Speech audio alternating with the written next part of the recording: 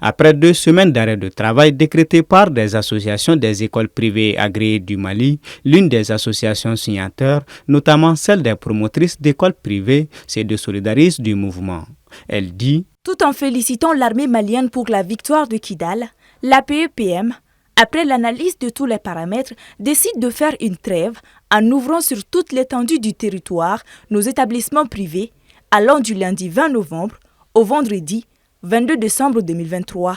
Sur l'entête de son communiqué, plusieurs contacts figurent, mais certains d'entre eux disent ne pas s'y reconnaître, à l'image de Mme Maïga Fanta Touré, promotrice de l'ISFG. Depuis l'annonce de la trêve annoncée par l'association des promotrices privées du Mali, les gens n'arrêtent pas de m'appeler pour me demander mon avis là-dessus.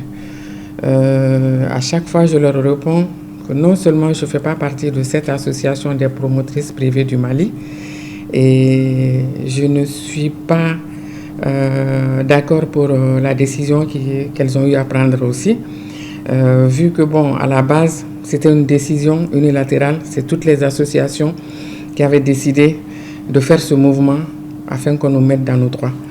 Mais à notre grande surprise, le samedi passé, on s'est rendu compte que après la fin de l'Assemblée, qu'il y a une autre décision qui est sortie au cours de l'Assemblée des promotrices qui s'est tenue dans mon local ici à Kalabankoro.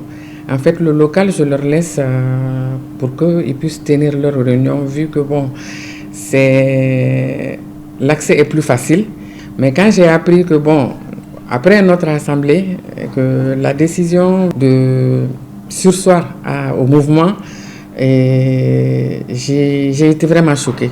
Alors qu'un nouvel arrêt de travail de 120 heures venait de démarrer hier lundi, selon Mme Maïga, cette trêve d'un mois décrétée par cette association des promotrices d'écoles privées a créé des fissures dans le mouvement. Ça a carrément amené une confusion totale. Les gens ne se retrouvent pas du tout. Moi, je suis membre influent de l'AEPAM et qu'on parle des promotrices et que de surcroît, la réunion se tient chez une promotrice et cette promotrice fait partie de l'AEPAM et après, les gens vont penser quoi de moi? Comme si, à la limite, moi aussi, je fais partie de cette trahison. Alors que je n'y suis pour rien du tout. Donc vraiment, ça nous a bouleversés. On ne s'attendait pas du tout à ça de leur part. On continue avec la grève parce qu'on n'a pas eu gain de cause. En fait, on n'a rien eu, on n'a même pas eu le temps de discuter avec Monsieur le ministre pour que vraiment qu'il nous aide à sortir de cette situation.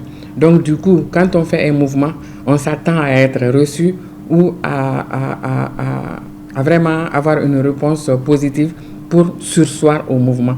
Dans le but d'avoir plus d'informations, nous avons tenté d'avoir l'association, mais aucune de ses responsables n'a souhaité nous répondre.